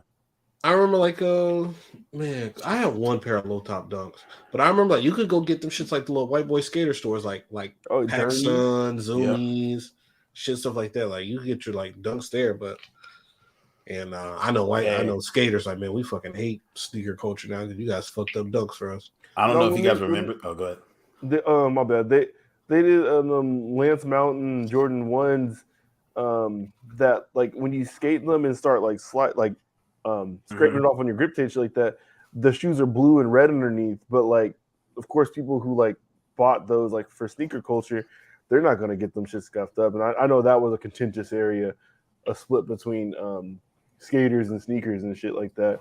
But I don't know, man. Like Travis Scott has done some shoes like that too, like where there's different things to be exposed as you skate them, because he did a pair of SBs or something. Yeah, it's just kind of weird how shit is mixing. This is kind of all Paul Rodriguez's fault because he wanted to be on Nike and make shit fly. And I don't know, it's your fault, man. That's facts. Love you though, but fuck you. Do you guys are we all getting them reverse Grinches this holiday season? No, sir. Not me. Are we gonna try? Sure. We're triple black, just like a Ferrari. No. Yeah, no. If I get those, I'm wearing one green, one red one, and I'm wearing a ski mask. Getting them LaMelo balls. You are a lick. Wow. Pause. No, I'm not. Oh shit. Good grief. Oh, buddy. Okay. All right. We got anything else, or is that it? No, I need to go to sleep. Have you guys watched my fault, just real quick. Have y'all seen My Adventures with Superman yet? Anybody watch that? No. Stop asking us that. Ain't nobody watching that. You didn't watch it, Blake? Oh, okay. You guys see what he did? No, it's the cartoon, the new like anime style cartoon. What happened? What did he do? He gets the suit the second episode. It's kind of like the little origin. people on like it's dope. I'd recommend it. Check it out. All right. Yeah, that and they got some casting news for Superman Legacy. We're getting Hawk Girl.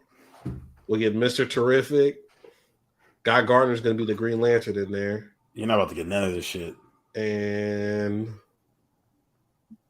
something else, but I can't remember. But yeah, you're right. We might not get none of this shit if these execs do not pay the writers and the actors. So action is bad. Did y'all know Fran Drescher is the head of the SAG union? I learned that today. Yeah, she was out there giving them bars too. Oh yeah, she said we are the labor. Like, nigga, me and Amir were talking about it. Having just no writers and actors. Like once the fall rolls around, like Abbott Elementary don't come on. What the fuck I'm about to do on like weeknights? Oh, we could get you in the anime. No. Oh yeah, yeah. They don't got no SAG union in Japan. Yeah, you think Japan let them niggas unionize? That's crazy. If you don't write this show and build this PlayStation 8, hey, it's the perfect time for you to get in the anime. You really should fuck with it. Just start with Hell's Paradise, bro. I got some games I need to play. Watch Tokyo Revengers, bro. It's Crips and Bloods in the anime. It's just Japanese gangbanging. I should watch that. That's fucked up. I'm gonna watch that shit now. No, that shit's hard. Sounds so Jujutsu Kaisen is back. Let me get some recommendations out to the listeners. Watch Jujutsu Kaisen. How do you guys watch so much time? 30 minutes. Or 20, there's 25 minutes. Blow through them. Y'all be going through all the shows. Y'all be on Fortnite. How do y'all multitask so well? Well, I be sitting on planes all the time in airports. So I guess. And in hotel rooms. Not when I'm not on this podcast. I'm just needing something to do. Okay, I guess. Yeah. I be running out of time to do the shit I want to do. I can't watch no goddamn anime. And follow that link for what we're talking about. It dropped today. Just shoot it over. I'll put it in every group chat. Mm-hmm. But watch My Vigils with Superman. Check that out. I recommend. Check Adam's mentions. Nigga said I'm in a hotel room with nothing to do, but if you see that link, Blake's been playing 2K on the Switch. That shit is nasty, bro. It's $6 on the sale. I bought it. It's trash. Are they still like fucking polygon characters? Bro, Jamal watched some on YouTube and he said it looked like PS3 graphics. Yeah. But you should have got it on your Steam Deck. You got a Steam Deck, don't you? I don't have a Steam Deck now. Yeah, that Steam Deck looked fucking nice. I was behind someone in security at the airport who had one. I was like, hey, man, because the case, like, it's a similar dimension to like a Switch case. It's just a little bit longer. Yeah. So I was like, hey, is that a Switch or is that a Steam Deck? He's like, oh, it's a Steam Deck. And I feel like he flexed on me. I was like, oh. He's a Switch. I mean, that's on there too, I guess. But he probably could be on there, yeah. Dog, yeah, my cousin was pulling out all type of cartridges. He was throwing it. It's like, yeah, this one's this emulated that got this 10,000 set of games. I was like, oh yeah, you're going to work. Oh, people be putting emulators and shit on those? Hell yeah. Nigga, they have everything on there. OS, yeah, you could throw all types of shit on there. Sounds like I know what I'm buying myself. Yeah, no, that shit looks fucking fire. It wasn't nearly as heavy as you think it was going to be, too, for like being as big. You just missed out on the summer sale. They had them 20% off. There's like 3 different tiers of them. So I just know like the lowest tier is don't buy that one, or at least buy the second tier. No, I'll get the Blake tier, the real nigga tier, the expensive tier. So 2 of them. Okay. I need to start getting more financially smart and not spending so much money. It's all good, man. When I hit this week 1 NFL season 15 parlay, bro, Steam Decks for all my niggas. That means y'all too. Yeah. Hey, but shout out to the Military Lending Act for letting me have, yeah, because you can get, if you're a military member or family member, you can get an Amex Platinum card and don't have to pay the fucking fees on it. So I don't use the card, but that like lets you get into like airport lounges and shit like that. And that's how it gives you like all these elite statuses like hotels and rental cards and shit. Oh, nice. So yeah, making my travel not so bad. Okay. Being the Delta lounge next to people with money and just looking at them like, I'm gonna pull out my Switch. Exactly. Oh, yeah. I'll be at the bar with maybe ordering mimosas. I'll be up there playing the Switch or watching something anime on my phone. The Centurion lounge is the one though. The Amex lounges, those are better than the Delta. I have heard. The shits. Well, hey man, salute, man. Wish you safe travels. Yeah, fuck these travels. Fly with the angels and all that shit. Nah, if I see Idris Elba on the plane tomorrow, I'm getting off though. Why? Because one of the attackers got like they tried to jump him on the plane and he dropped the pistol. He just picked it up and handed it back to him. He's like, "I'm gonna help y'all because I just want to get home." I'm like, "Oh, you a bitch!" Like, he should have popped him. What? Yeah, man. I'm telling you, watch that show. Watch Hijack. Oh no, fuck this nigga. Yeah, Idris Elba can never be trusted. Rewatching The Wire just reminded me how much of a bitch he was. Good grief! Man. You didn't watch Hobbs and Shaw? He's tearing shit up. No, yeah, he's just a bitch ass nigga in everything he plays. All right, the brick is going up. It is all right. high. Episode what? 110. Episode 110. No more O's. Damn. 10 by 10. We're on the road to 200. Road to 150. Let's break it a little bit. Road to 125. Oh, even better. Oh, shout out Donnie. He 5 episodes away from 100. It's a big milestone. Shout out to Donnie. Ooh, wow. Shout out Donnie's Matisse Thibault bar too. Hey, Donnie be spit, man. I'm gonna see if we can do the bar. Rapping ass Potter. He said, "I'm not scared to pull. I'm no Matisse Thibault or something like that." But he was he's got like a crazy ass bar session. He was going fucking nuts.